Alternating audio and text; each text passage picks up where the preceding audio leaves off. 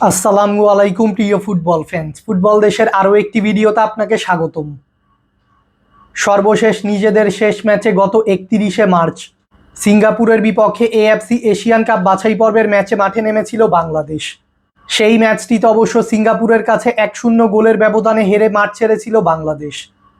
মূলত সেই ম্যাচটির পর থেকে এখন পর্যন্ত আর কোনো ম্যাচ খেলতে মাঠে নামেনি জামাল হামজারা। তবে এবার চলতি জুন মাসের ফিফা উইন্ডোতে ম্যাচ খেলতে মাঠে নামছে কোচ থমাস ডুলির শিষ্যরা। আজকের এই ভিডিওতে আলোচনা করব বাংলাদেশ ফুটবল দলের পরবর্তী ম্যাচ কাদের বিপক্ষে এবং ম্যাচটি কবে কখন কোথায় অনুষ্ঠিত হবে তা নিয়ে।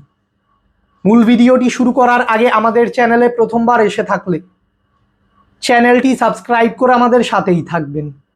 চলতি জুন মাসের ফিফা উইন্ডোতে নিজেদের একমাত্র প্রীতি ম্যাচে এবার ইউরোপের দেশ সান মারিনোর বিপক্ষে মাঠে নামবে লাল সবুজের বাংলাদেশ। বর্তমানে 899 পয়েন্টস নিয়ে ফিফা র্যাঙ্কিংয়ের 181 নম্বর স্থানে রয়েছে বাংলাদেশ। অপরদিকে 726 পয়েন্টস নিয়ে ফিফা র্যাঙ্কিংয়ের 211 নম্বর স্থানে রয়েছে সান মারিনো।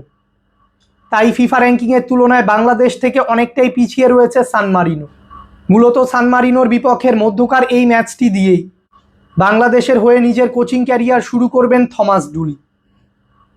বাংলাদেশ ফুটবলের দীর্ঘ পথ চলায় এটিই হতে যাচ্ছে ইউরোপিয়ান কোনো প্রতিপক্ষের বিরুদ্ধে প্রথম কোনো আন্তর্জাতিক ম্যাচ।